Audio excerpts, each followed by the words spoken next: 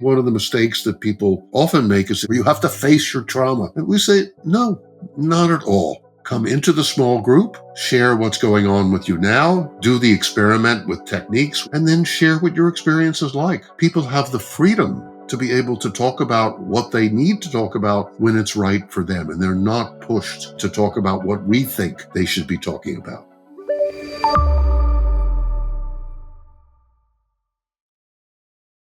Well, hello, everyone. Welcome back to the Dr. Drew Ramsey podcast. I'm Dr. Drew Ramsey, and if this is your first episode, welcome. If you're coming back, welcome back. We have a wonderful guest to talk with us about a really important and powerful topic. As I often ask you, please make a little space for this episode, because we're going to be talking about trauma, and most importantly, we're going to be talking about transforming trauma. And we're very lucky to have a very special guest and a friend, a mentor, someone who's really in my mind all the time when I'm thinking about patients, thinking about trauma, thinking about group work, and that is Jim Gordon. And Jim is the author of Transforming Trauma, his most recent book. But prior to this book, has been a leader in mind-body medicine. He is the founder and medical director of the Center for Mind-Body Medicine in Washington, D.C. He is internationally recognized for his ability to bring us together and to bring us together after trauma. And he does this with a very specific technique. The theme of his organization, which I've always loved, is training thousands to help or treat millions, with the idea that if we learn mind-body medicine techniques ourselves, that we begin a process of self-care. And as all of you know, my work has been so central to my work. He also is a professor at Georgetown Medical School, and he was the chairman under President Clinton of the White House Commission on Complementary and Alternative Medicine Policy. So, Jim, welcome. It's such a pleasure to be with you and to get to spend time with you, sharing your wisdom with everyone. Thank you, Drew. It's good to see you again. It's been good to be with you today. Well, thank you. Well, Jim, I want to get right into it. We have a lot of history and a lot of wonderful memories in our work together. I've been trained by the Center of Mind-Body Medicine. Really feels to me a foundation of my clinical work. And then I think it's important up front for everyone to know that you're really one of the leaders in psychiatry, and you're a psychiatrist. I failed to mention that. Who took me under your wing and was very generous and helpful and thoughtful when nutritional psychiatry and my interest in nutritional psychiatry is really just starting. So I thank you for that. And it's, I think of you in all of this work. You've been focused on trauma, Jim. And so I just wanted to start in a very basic way. How widespread is trauma? Well, trauma is a part of human life. It comes to all of us sooner or later.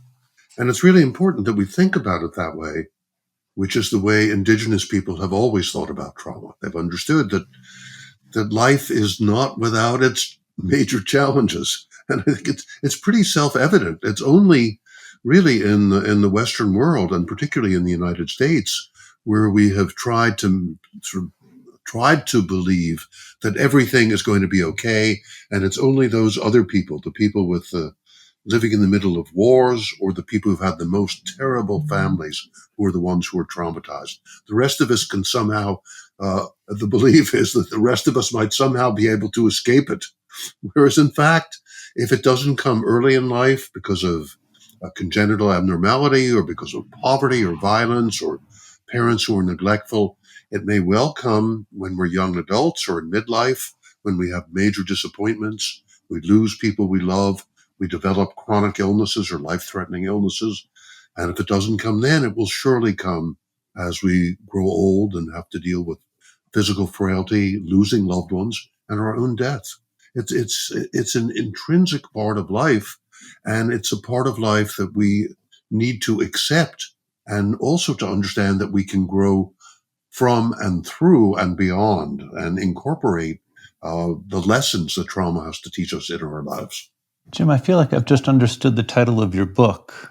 And I thought about it around transforming trauma in terms of transforming the traumas that we've experienced, which I think is true. But as you're speaking right now, it seems evident you're talking about really transforming how we culturally think about trauma. I think the approach that I have, which again is not original. This is the approach of indigenous people around the world, is the trauma, although it can be overwhelming. If you lose somebody whom you love, if you've been severely injured physically, if you suffer a major disappointment in your life, it can be overwhelming and devastating. And it breaks up the previous patterns of our lives. But in breaking up those patterns, it also opens us to new possibilities, to new ways of, if you will, coming together within ourselves and coming together with others and becoming, in a sense, a new person through trauma. That is the blessing that comes with the terrible pain of trauma. We should no longer live in denial and embrace this as a part of life, but it transforms us in powerful ways. It teaches us things. It's always been part of human existence. Uh, how do we start to do that? Or how do maybe we individually, everyone listening, start and take little steps in our daily lives to do more of this, to think about and heal from our trauma? It's great. It's a great question. And the way I begin my book, the way I begin Transforming Trauma, The Path to Hope and Healing, is with stories of people who have had some of the most horrible experiences in their lives, particularly a prolonged and devastating childhood trauma, who have been sort of brought not only to their knees, but brought to the ground with this trauma, but who have come through it and come to this other side, who have experienced this process of transformation. So I begin with a couple of those stories of people I know and care about, friends, colleagues, patients, and that hope, that possibility is there. And then from there, it's a matter of giving people basic tools and techniques so that they can see for themselves that they can make a difference, that they can, if they're caught in the kind of chronic anxiety and fearfulness and hypervigilance that comes after trauma, that comes with the prolongation of the fight or flight response, which was a survival response during the time that we were traumatized. If that's prolonged over time and we feel trapped in this chronic anxiety and chronically fearful state, if we can begin to reverse that simply by breathing slowly and deeply, in through the nose and out through the mouth with the belly soft and relaxed. And if we can do that for 5 or 10 minutes and notice that there is a change, the message is very clear. I can, you can, I can make a difference. And this is maybe a small difference at first, as you suggest, it's a small step, but it's a really important one, because when we're in the grips of trauma, when we're confined in these survival responses that are prolonged beyond when they're necessary, we really feel hopeless and helpless, which of course you will recognize as the kind of salient characteristics of depression as well. And if we begin to see that we can do something to make a change, we're on our way to moving through and beyond trauma. So it's not a matter of belief. There's plenty of scientific evidence, for example, that techniques like slow, deep breathing, a concentrated meditation, or mindfulness meditation can reverse some of the changes of trauma, can decrease the fear and anxiety in the amygdala, the emotional part of our brain, and enhance our capacity for thoughtful decision making and self awareness and compassion. The evidence is there that we can improve those functions. We can, in fact, build new brain cells in the frontal part of our cortex. We can decrease the size of the amygdala, the fear and anger center, simply by doing these concentrative or mindfulness techniques. Deep breathing is one of the techniques that you really helped me integrate into my own life and mental fitness routine. I think a lot of people listening know that. They know about deep breath. They maybe even heard some of the science that really supports it. But a lot of folks struggle to take these little small steps and utilize them. And you've helped thousands, tens of thousands, hundreds of thousands of people really embrace some of these self-care techniques, some of these mind-body medicine techniques. Can you help us? Like, what needs to shift in our mind if we're not doing this for ourselves? Not even just taking a couple minutes and taking some breaths? I think that we need to shift into a kind of experimental attitude. Let me see what happens. This is not a matter of dogma. It's not a matter of morality. You have to do this. It's give it a chance. and then you decide. And I think we get caught too often in, you have to do this or you have to do that, and this is the way you have to do it. And if you don't, there's something wrong with you.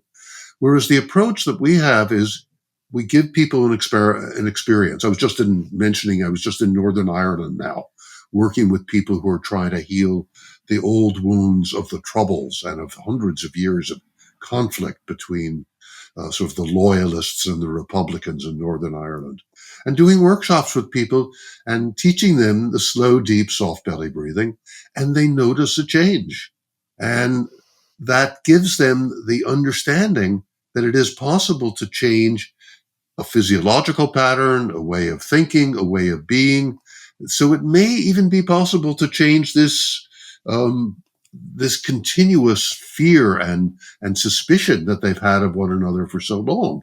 I think we are able to not only to see and feel that we can do something, that we're not helpless, that we can make a difference, but we're also able, the way our minds work is we generalize. If we can make one difference or one kind of difference, perhaps our minds, and God bless them, understand that maybe we can make another difference.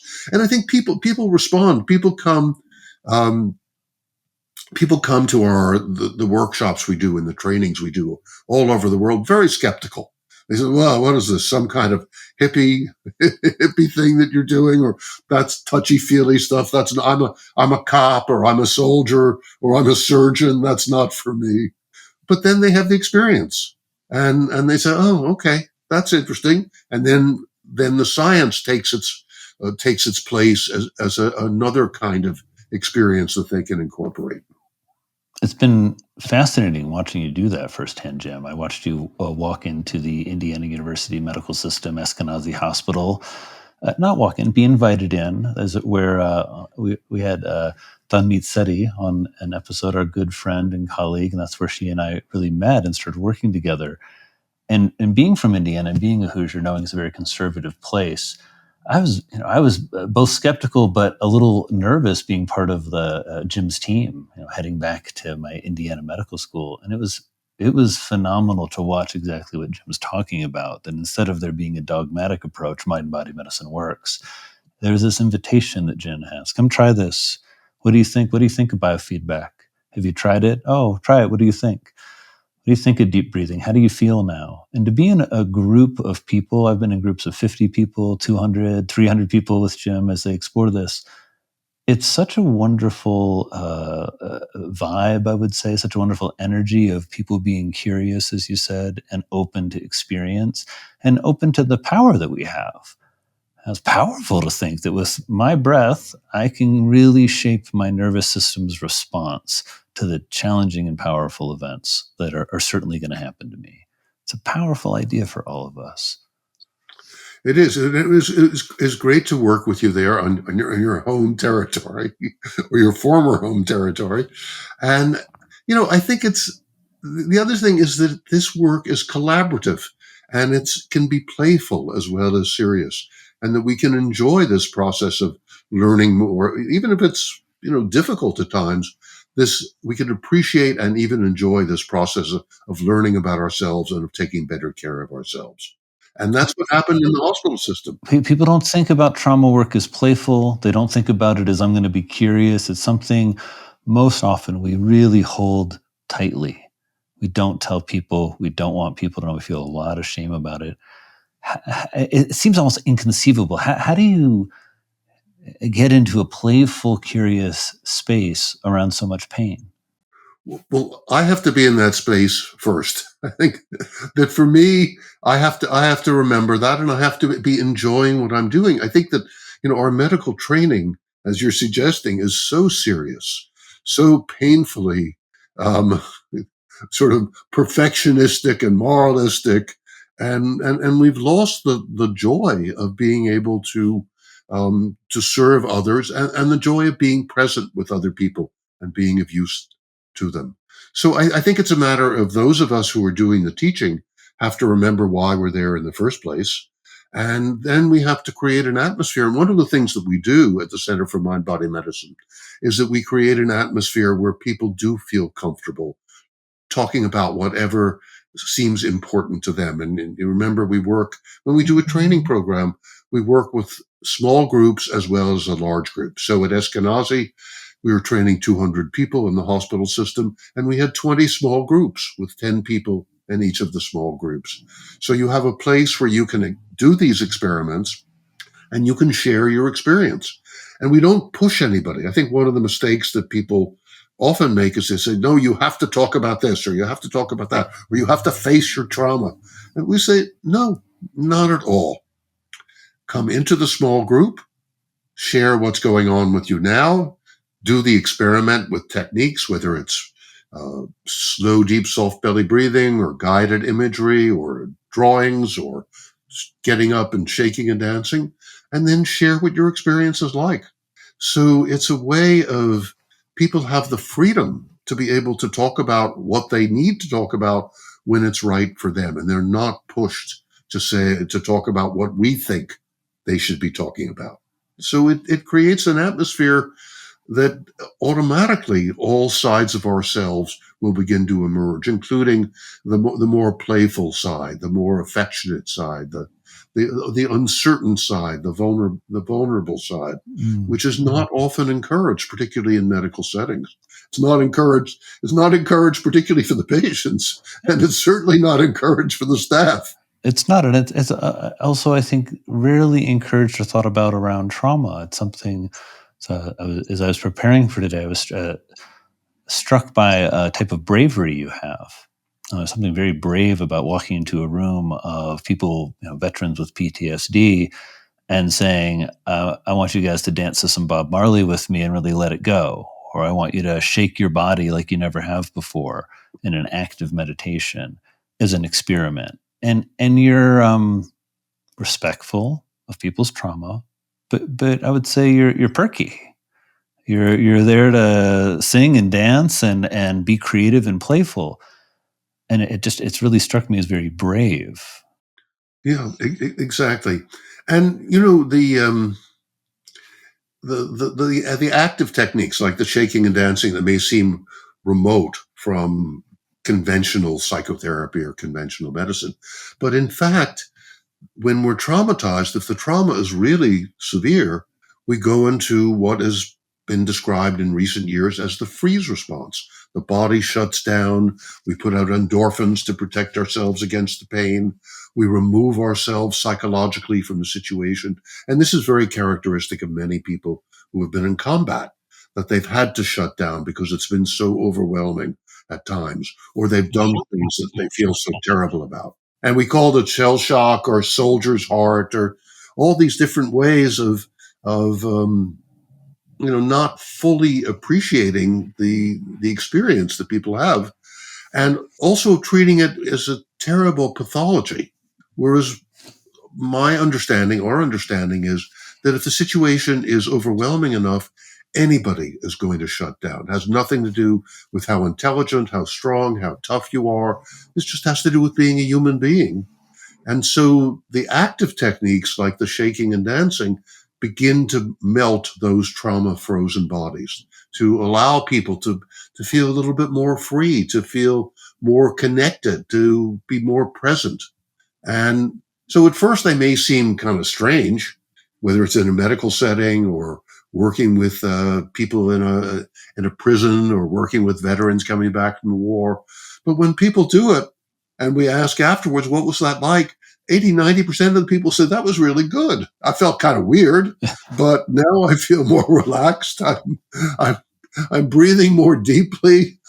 I feel like I'm in touch with my body. I'm enjoying myself a little bit more. A number of people will say, I feel like I can reclaim my voice.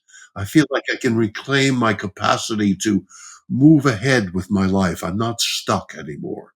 So it's just a matter of saying to people right from the get-go, these are experiments. You see how they work. You tell us there's no wrong way to do these things. So to do any of the techniques, just do what you can do, and then as you like, share it with us. Jim, I want to talk about your work around the world, but with the Center for Mind Body Medicine, you're active in so many different zones where there have been traumatic events of all types. But before we do that, for everyone listening, we've mentioned a few of them, and I'm curious in your mind, what are the most effective techniques for dealing with trauma? Well, I think the two that we begin with, one is the soft belly breathing, which is the antidote to the fight or flight and stress response, allows us to quiet and focus and be more present. And then the second one that we use is the shaking and dancing, because the shaking and dancing is what frees up those bodies that have been shut down. It allows the emotions to rise to the surface. So those are foundational. The third one is creating a small group in which people can participate. Individual therapy can be enormously powerful, obviously, but there's something about being in a group. There's something about having that kind of social support, is what the sort of the dry term that's used for it. Having other people there with you who are willing to listen to you and be present with you and share with you, that is enormously powerful. And once those three preconditions, the soft belly breathing, antidote to fight or flight, shaking and dancing, antidote to the freeze response, and creating a group which is the antidote to the loneliness we feel when we've been traumatized, that sense of isolation, then all the other techniques can work. One of the ones I find extremely useful is guided imagery. And I know you know this, it's just allowing yourself to use your capacity to to mobilize all of the sensory, all of our sensory modalities, sight and sound and touch, and to be able to smell, taste, creating with our minds the opportunity to, first of all, come to a safe place, to relax in a safe place, to have a place that we can go to that's just ours, where we're no longer quite so overwhelmed by the trauma. And then once we're in that safe place, to be able to access our intuition and our imagination, to imagine, and the phrase we use is a wise guide coming into our space, a representation of our unconscious or our imagination or our intuition, or some people may think it's a representative of the spirit world. That's okay. You can conceptualize it any way you want, but it is essentially the part of ourselves that knows that when we ask a question, what should I do? And, how do I deal with this relationship? And our conscious mind doesn't know, no matter how many lists we make, no matter how good we are in cognition, we're still stumped. But our unconscious is there and can tell us. For example, when I was in Northern Ireland, everybody, they had wonderful guides, and being Ireland, a number of the guides were fairies, the little people who were sort of part of the Irish mythology, and they would give people insight. Well, I happen to get one too. I've never had one before. Ordinarily, I've had animals or ancestors or children, but this fairy came to me, and I was having a lot of trouble with my knees, and I'm thinking, how am I going to go to, I asked the question, when this fairy appeared, I'm sort of a little surprised, but okay, there's this little guy, it's Ireland, why not? And I said, well, how am I going to go deal with going back to Ukraine with my knees in this shape, the shape I'm in? And the answer came back, and it came back through a process of dialogue. Well, uh, look, you've come to Ireland, you've been in Ireland, you've been moving around here. How have you dealt with it here? So it's saying, okay, let me think. Well, I've dealt with it by not doing all the things I might have done 10 or 15 years ago, and also by asking for help, and by having where I can't navigate a situation, having people help me navigate a situation. And that seems to have worked okay. And people have been very kind and very helpful.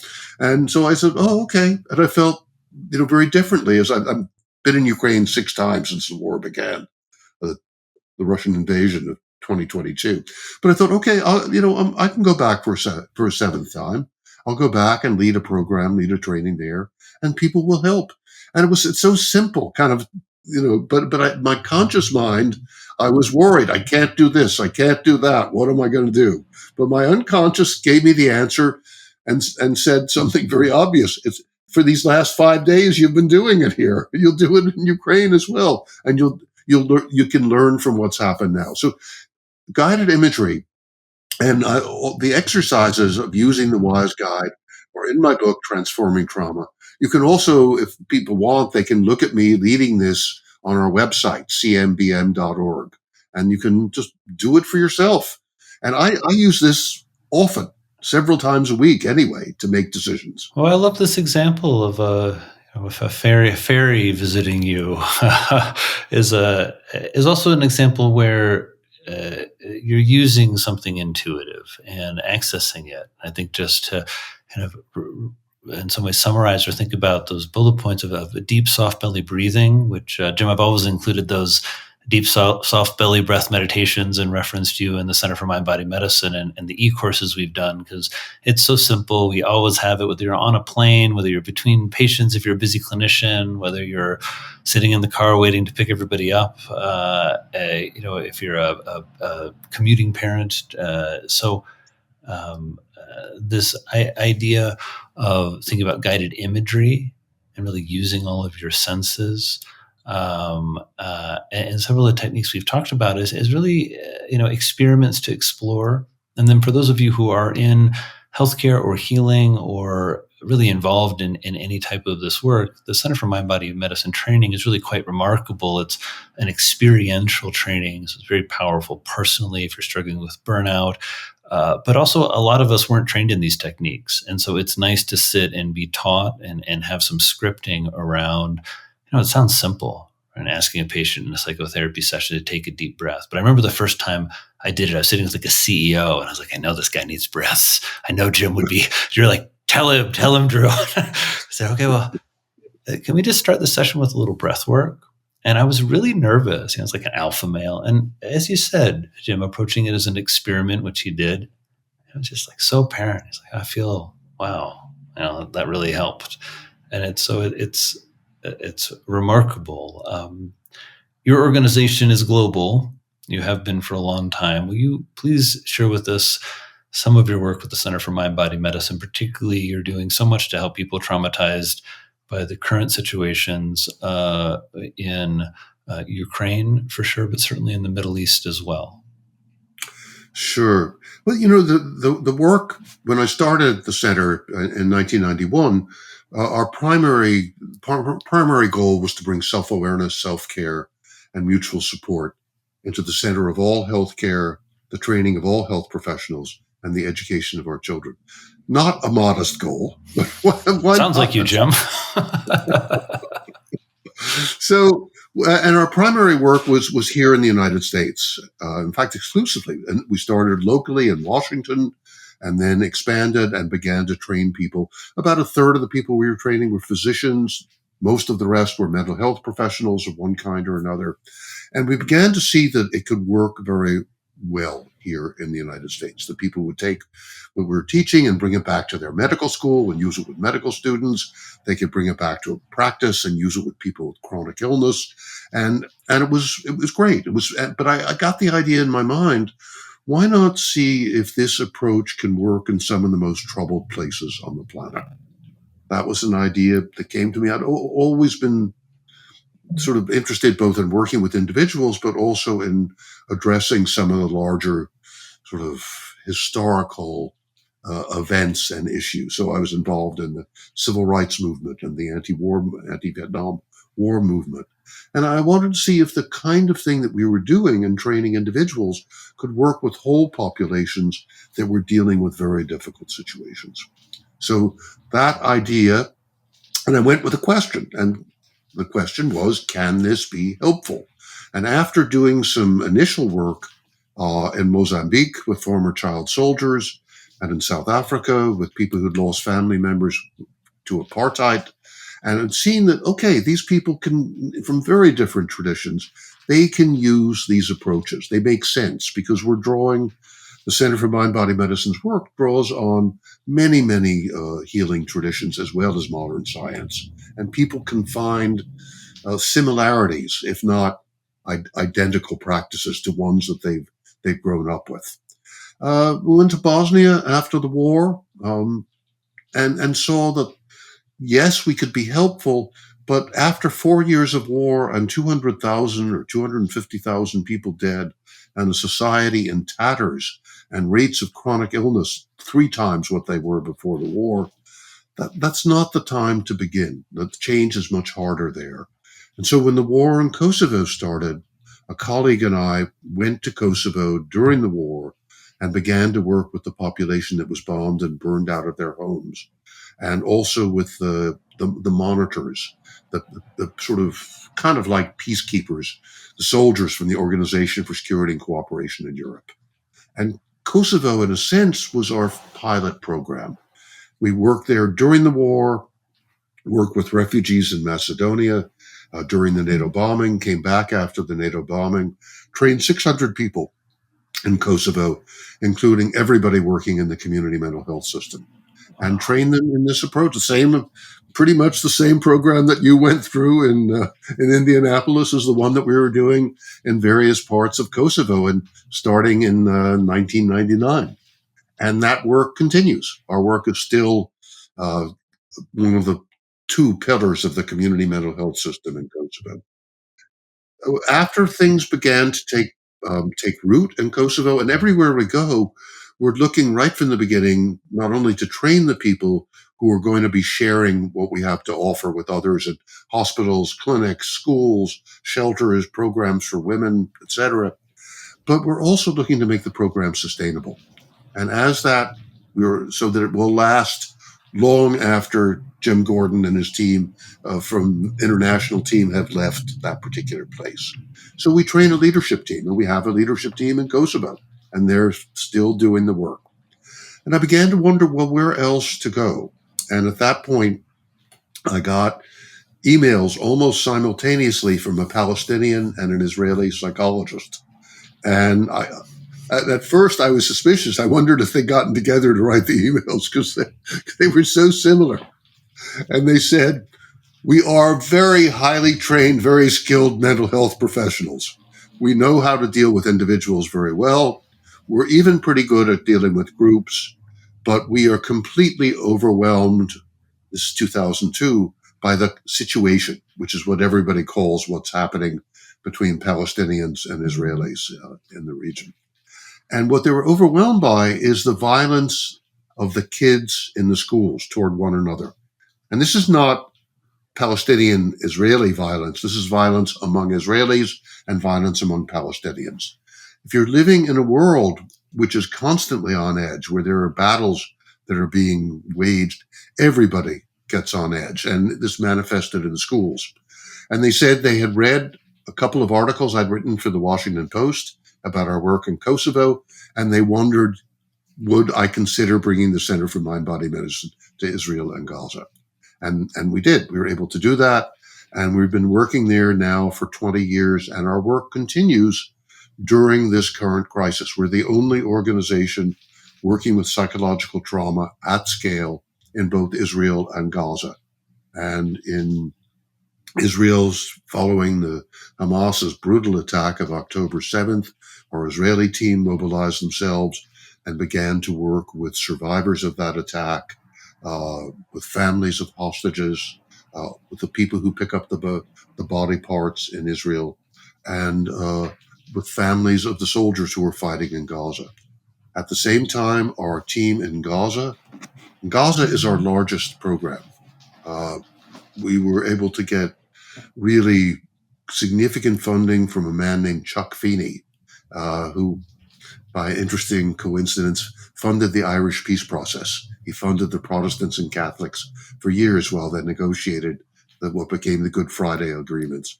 Chuck saw what we were doing in Israel and Gaza as somehow analogous to the peace process, that we're trying to bring inner peace to these places where there's so much outer conflict. So in Gaza, we've been able to train 1,500 people. We have a leadership team of 25, and they in turn, prior to the present conflict, have worked with 300,000 children and adults. And they're continuing the work on the ground in Gaza, in the shelters. It's been an overwhelming situation, psychologically overwhelming for our Israeli team. Our team in Gaza, they've lost their homes. 2 of our faculty, of our 25 faculty, have been killed. I just found out this morning that 1 more is in the hospital. All of them have lost extended family members. So it's a tragic, tragic situation. And our work continues with both groups of people during this situation. When the time has been right, when we've been able to organize it and get government approval, we've worked with Israelis and Palestinians together. And I'm hoping that after this conflict is over, that we'll be able to continue to do that and enlarge that work as well. Jim, it just strikes me that your days, your weeks, are filled with hearing about so much constant trauma for the past 30 plus years. And I'm wondering, along with the mind-body medicine techniques, what do you do when it gets to you? I think we all have periods where the circumstances of the world kind of overwhelm us. We lose a hopefulness. How do you keep finding that? Well, that's a great question. And particularly these last months, I have felt more overwhelmed. I've had more. I rarely over the years dreamed about the trauma that I was experiencing or seeing or hearing. But I have in these recent months, particularly since members of our team have been killed. So I will wake in the morning and I will, if I'm really distressed, I will scream and shout. I will let out what's inside. One of the things that I've learned is it's crucial. And one of the things that's, of course, a principle of our work as psychiatrists is if the emotions are there, we need to bring them to the surface. If we keep them suppressed, they cause all kinds of symptoms. So I allow myself to cry. I allow myself to scream. I write down what I'm experiencing and what I'm concerned about. When possible, I talk with other people as well. When we're doing this work in a war zone, and even in this last 6 months, where my U.S. team has not been in either Israel or Gaza, but every week for a period of time, we would have an open session where people could come together, where we would teach some of the one or more of the mind-body techniques, and we'd have an opportunity to talk about what's going on in ourselves. So it's a combination of letting the feelings that are there come out, of exploring them using mind-body techniques, and of sharing them. And the other thing that's hopeful to me, and hope is a crucial word, is seeing what our teams are doing. I'm so moved. I'm moved by what the Israelis are doing, and I'm in absolute awe of what our team in Gaza is doing. And it's just like, is this possible for human beings who've lost family members? They've lost their homes. They've lost just about everything they hold dear. And yet they're providing these services for kids who've had maiming injuries, or people who've lost family members who are living on the streets or in shelters in Rafah and other places in Gaza. So I'm inspired by other people. They give me hope. Going to Northern Ireland is another example. That there are people there who just want to shut off and be in militias and still kill the people from the other side. But what's amazing is there's so many people who are ready to go beyond that. People who've suffered during the Troubles, during all those years of sectarian conflict, who are ready to say there's something more important than my side. It's much more important for us to come together as Irish people and to care for one another. Are there certain things, traits maybe, that make us more or less resilient in the face of trauma? Some people get PTSD, some people don't. Are there things that we understand, or you understand through your experience, that maybe we should be working on, or that help people be resilient to trauma? Well, I think if you choose your parents wisely, that can be very helpful. I think there are certain people who've had they've had childhoods that are enormously supportive, and so they deal with without being overprotective. So they deal with adversity. In my case, I had a childhood that was filled with conflict.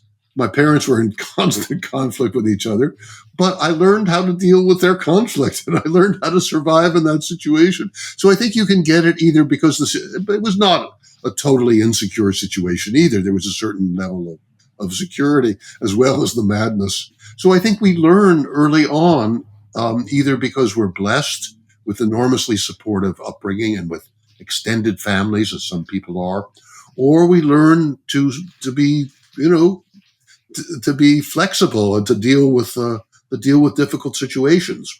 The other thing that's really important, I think, is a sense of humor.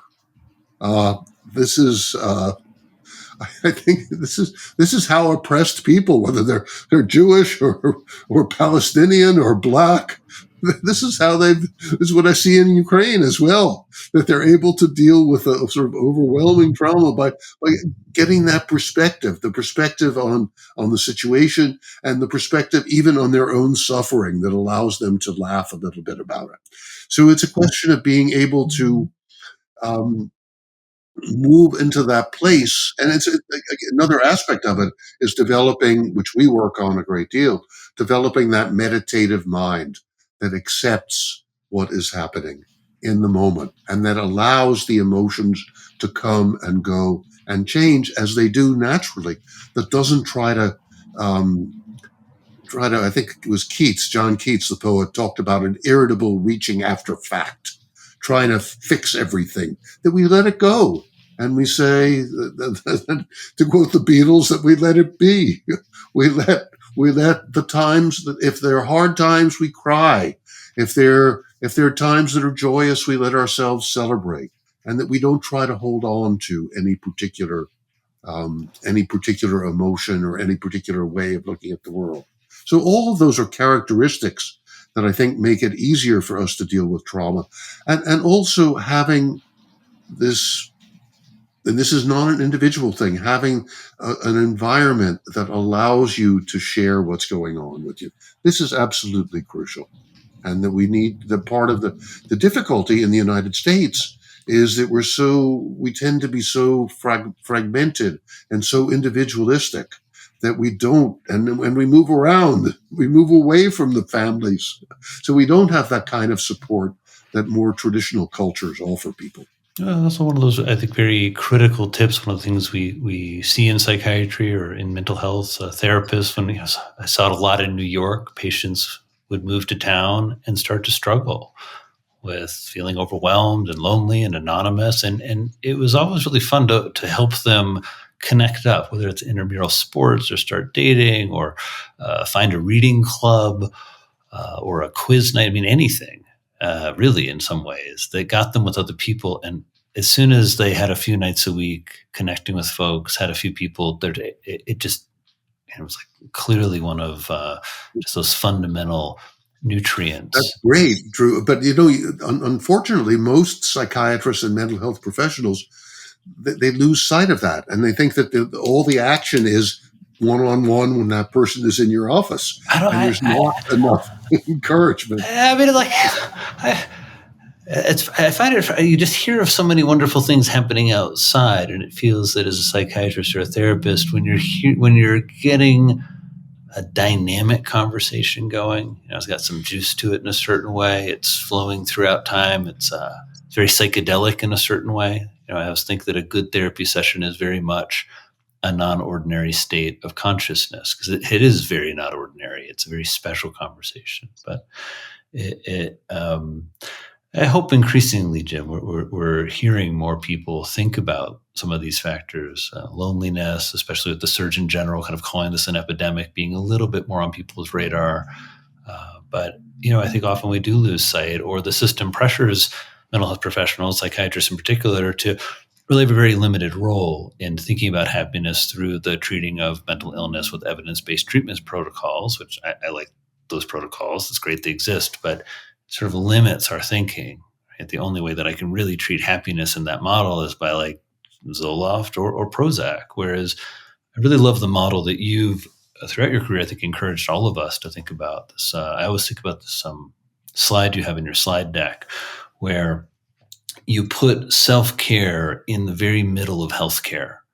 It's the biggest part of the circle, you taking care of yourself. And I I love this way that you subtly force us to retreat from externalization. The reason I'm not healthy is the healthcare system stinks. Healthcare system's got lots of challenges, but the most empowering, I think, message is around that you transforming your health on the inside, you finding places like you mentioned, using imagery to find a safe place within the self and a wise, intuitive guide, and that being foundational to healthcare. I hope it's inspiring to everyone who's listening, and you feel an encouragement to seek that out. Jim, because we're talking a little bit about nourishing and nutrients, and in some ways this nutrient of other people and socializing in groups, your work also is really one of the first organizations that began to think about food and mental health. I think your symposium at Kripalu with a number of people, but Kathy Swift and yourself primarily, is really one of the first mood, food kind of connection retreats, workshops, symposium that really existed, period. And I wonder if you can tell us a little bit about nutrition's role in healing trauma. Sure. I think, nutrition, and now nutrition is becoming slowly more integrated into conventional medical care, but it still is pretty slow. I think so. Yeah, it was clear to me, really, starting 50 years ago, that nutrition was a very important aspect of healthcare. And one of the things about it that's so wonderful is that anyone can access it.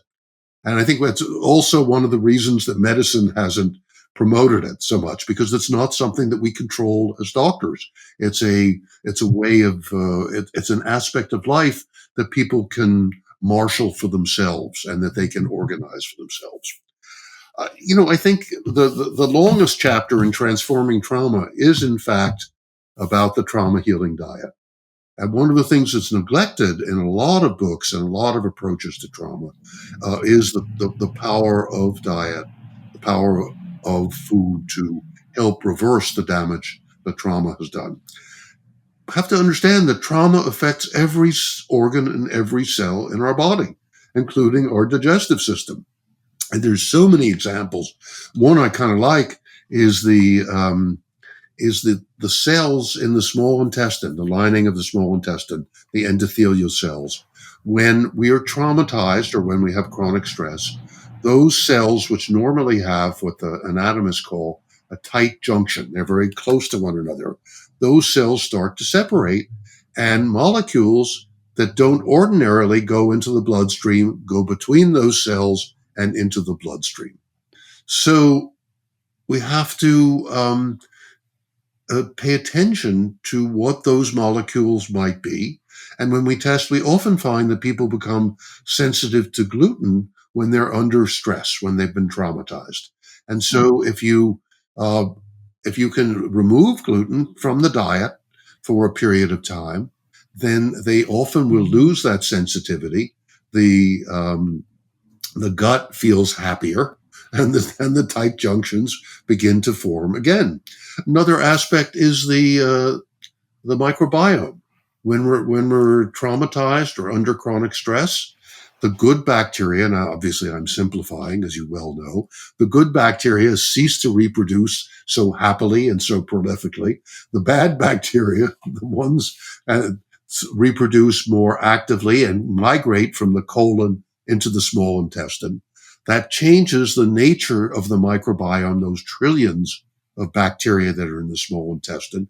The microbiome, it looks like, has an effect on the vagus nerve.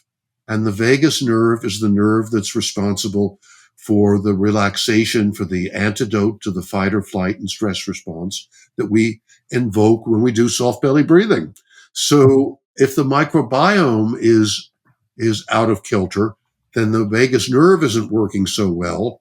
It's not promoting the production of brain-derived neurotrophic factor in our brains. And so our brains are not repairing themselves from the trauma. So the trauma is affecting the brain, it's affecting the gut.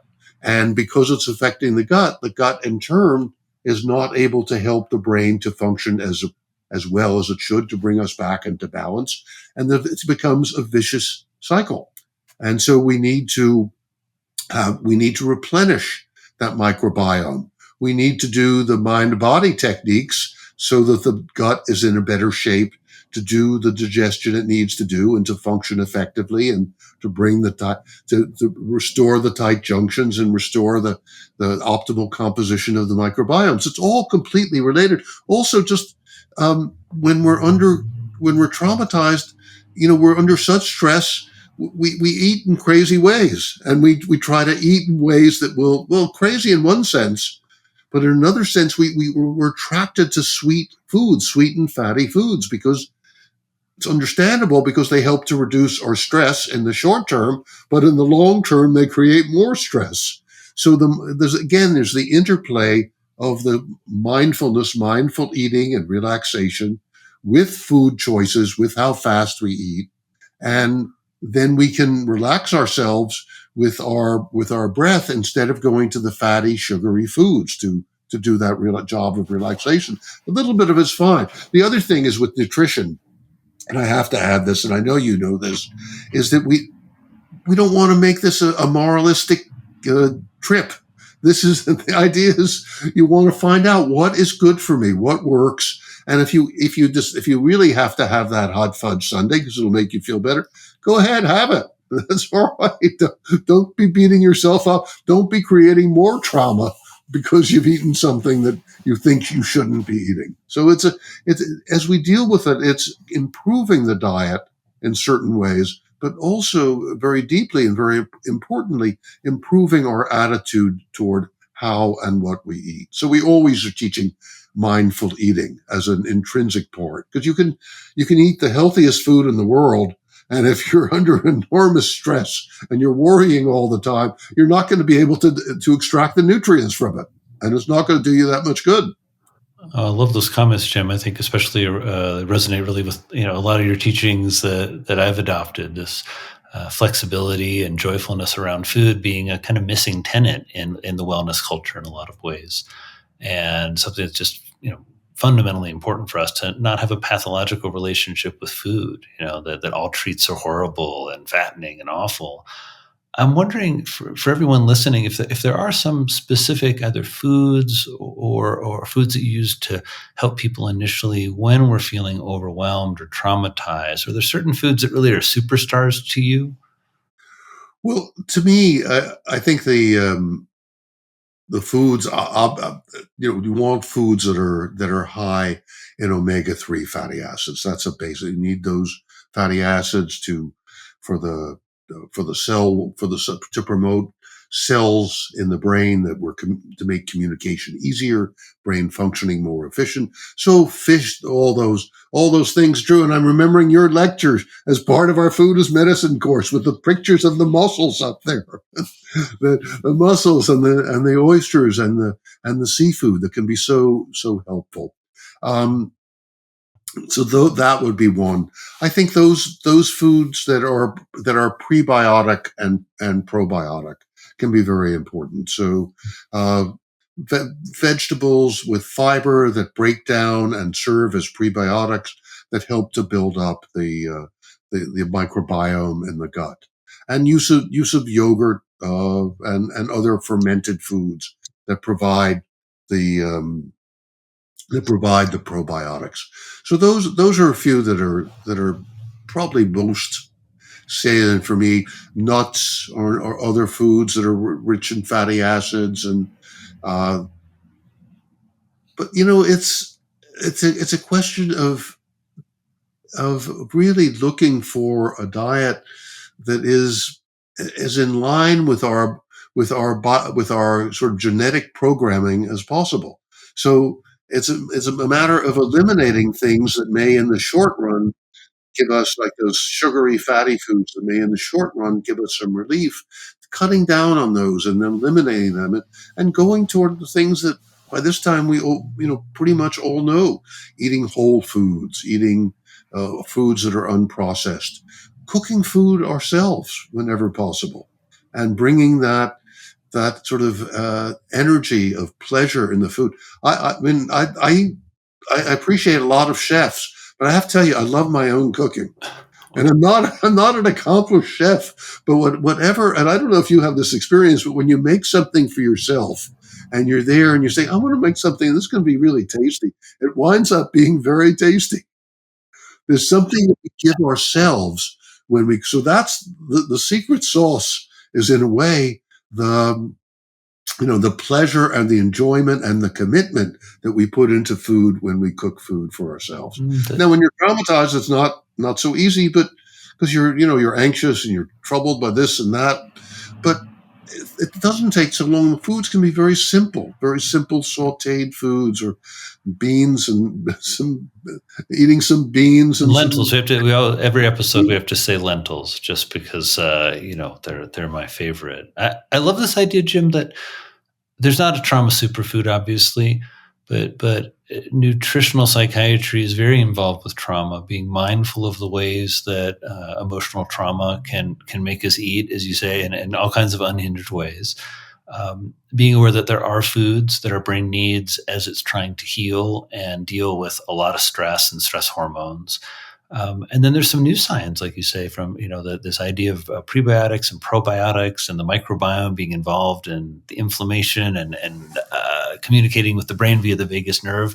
And that was all very theoretical, heady stuff 15 years ago when we met. And the science has matured so much. It's just very, and I think a wonderful idea that it's not a trauma superfood. It's home cooking. It's being with yourself. It's nourishing yourself. It's realizing, yes, there are great chefs out there, but you know what? You know how to make it just right, just the way you like it. And there's something really empowering about that, Jim. That I think, besides all the science telling us home cooking is great for you and great for your family or your roommates to sit down and eat together, there is just that universal humanistic viewpoint that you bring to the conversation around how food really helps us heal. Food is medicine. Food is medicine, indeed. Hippocrates said it first, and it's so deep in every traditional society. There is that understanding, and we're now beginning to recover it. But as you're saying, we need to recover it in a way that's playful and experimental and joyful, not in some rigid way of condemning. There's an experiment that one of my great teachers was this self-described mad Indian, Sham Singh from Kashmir. Originally, he was an acupuncturist, herbalist, naturopath, osteopath, homeopath, meditation master, and he would say, "And baby, I am a better cook than all of those." One of the experiments that I learned from him was same ingredients in two different pots. Cook one saying, "God damn it, I don't know why to be doing this. This is a duty I can," while you're stirring it. And cook the other saying, "Oh, I'm making this food for my beloved. This is going to be so delicious." And then make it a blind experiment. And then have someone feed you the two and see what the difference is. And I've done this a few times, and it does taste different. Yeah. If you put that good energy into we haven't come to the scientific demonstration of this yet, but this is my own at-home empirical experiments, seeing the difference it makes when you do cook with love, when you do cook with attention, when you do cook with care. Yeah, well, we joke about it, but I think we also know and love the idea that our efforts, our loving efforts, whether it's towards ourselves or towards others, can make an impact. I mean, I think that's a very powerful lesson that we take from your teachings and from a lot of the work we do on ourselves around mental health. Jim, I thank you for being so generous with your time. I wanted you to share a little bit about how you think about legacy and mortality. And I don't know exactly how to phrase the question in an appropriate and respectful way. I think I'm asking around both personally seeking guidance, but I think for everyone else listening, as we, I'm turning 50 pretty soon, and think about these hopefully next decades of our lives. I feel like you have some really important guidance because I've seen you many times during this phase of your life, and you have found the fountain of youth, it seems to me. Anytime I've seen you and you've been struggling with your knees, or I remember I saw you once and I was really worried about you. And I saw you a few months later, and you're like healthier than I was. I was like, and so I know it's a convoluted question, Jim, but I'm wondering if you have some guidance for us for aging with grace and leaving a legacy. Mm. It's a good and not an easy question. I think most of it is relaxing into the moment and continually doing that, being as present as possible.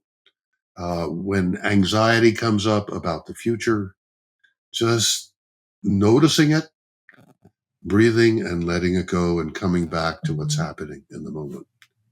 I no more than anybody else, I don't have any idea really what's going to happen after I die. And I do think about death. I'm 82 now. So I think about death in a way that I think of up until I was 50, I thought I was going to live forever. Just, and then I was 50, I said, okay, now I got to get serious about doing some things. Now I really have a lot to do. So I think one of the interesting experiences, I know that you're interested in psychedelics and in the use of psychedelics as part of psychotherapy. I've been in Brazil and other places. I've been taking ayahuasca journeys for 30 years now. And sometimes when I'm asking for guidance about, well, what happens after I die, the message I get back in this altered state is, don't worry about that. You take care of business right now with what you're dealing with. That'll reveal So itself. I'm starting to get the message. So I just take it. And I think what becomes more important as I grow older, though, is my connections with other people. I mean, it's always been important to me, but I've also been very focused on my work, and I still am. But it's really, I think I'm devoting more time and attention to the young people, my children, and my godchildren have had children, so those are like my grandchildren, and I want this kind of more um, attention to them. And my son and I, my son's 21, he and I every Saturday we set up an hour to talk with each other, and that feels really important. And it's important because he's come to the point in his life, perhaps recognizing where I am in my life, that he really wants to learn from me, which is not always the case early on. It was no, let me alone. I'll do it myself. So I think that's part of what comes, is that appreciation of other people and appreciation of the moments of the time that I'm in, and also of old friendships and people whom I've over recent years, I've reached out to people whom I haven't seen in years, and that's become more important to me to connect with them. Also, for me, I think everybody's very different. I feel that at least so far as I can tell, what I need to be contributing, and I need to be bringing whatever I can of myself, whatever capacity for helping and healing I have, and the Center for Mind Body Medicine has. I need to be sharing that with the world, and I need to be addressing the difficulties that come up in the world, and bringing my and our attention to those problems. That's part of who I am, and I need to respect that. So in a way, it's simple. And I'm less concerned about dying than I was a long time ago. I'm not sure exactly what that's about, except that I'm focusing on more and more on what's happening right now, what's going on here. So you and I are talking. So our connection is an interesting connection. And, what you've learned from me, what I've learned from you, what we've done together, what you're going to be doing, and how you're going to take whatever has come from me, how you're taking it out into the world in your own way. That's interesting to me, and I'm appreciating that. I don't know how helpful all that. So I think everyone listening, as you said, it's unique for each of us as we think about legacy, mortality, death. Some people don't think about it and are terrified, as you know. Other people, think about it a lot. I, but we all do. And I really appreciate your wisdom about it, and you're sharing some very personal details of how you're thinking about it. Uh, there's a particular moment in terms of taking things forward I think often about with you. We were sitting in Indianapolis during this training, and you got asked a question about nutrition. He thought about it for a minute, and I was in the audience, and he said, I think there's someone here who probably can answer this a little better. And he said, Drew, would you come up? And he sort of patted the stage next to you. You're sitting down on like some stairs, and I sat next to you and handed me the microphone. And it was just really like both. It was like very both generous, but also just really stuck out in my mind. Really kind of shared something in terms of maybe a confidence or a grace that you have, a humility, but also I think a notion I often see about you is the way that you build community in small groups. You show up in a place, and suddenly people are sitting in small groups, working on something, working on themselves in a certain way, and it's a wonderful inspiration for all of us. As I called it brave earlier. I do think I do experience it as you being very brave to walk into these places, not brave from a physical standpoint, certainly, but from a psychological and emotional standpoint, to sit with people who most of us are almost scared to talk about or talk to if they've been through such trauma. And for you to take them by the hand and get them moving a little bit and breathing a little bit, and whatever comes up, comes up. Jim, thank you for your mentorship and your friendship. I look forward to seeing you soon, I hope. Maybe you'll come out here to the Tetons in Wyoming, and a very energetic place, and take a visit. You're always welcome. I wanted to end by you sharing with how people can support you. And I hope everyone listening, if you've made it this long with us, will consider supporting the Center for Mind-Body Medicine. It's a wonderful nonprofit organization that does the work. It puts individuals out into all kinds of situations with training to help people heal from trauma.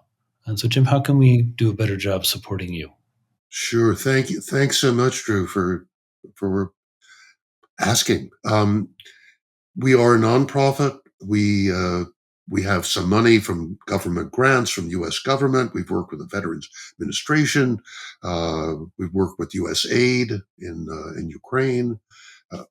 But the bulk of our money and our ability to really move and meet crises comes from individuals who appreciate our work and who give us money to enable us to meet the emergencies as they arise, whether it's a wildfire in Maui or a mass shooting recently in Lewiston, Maine.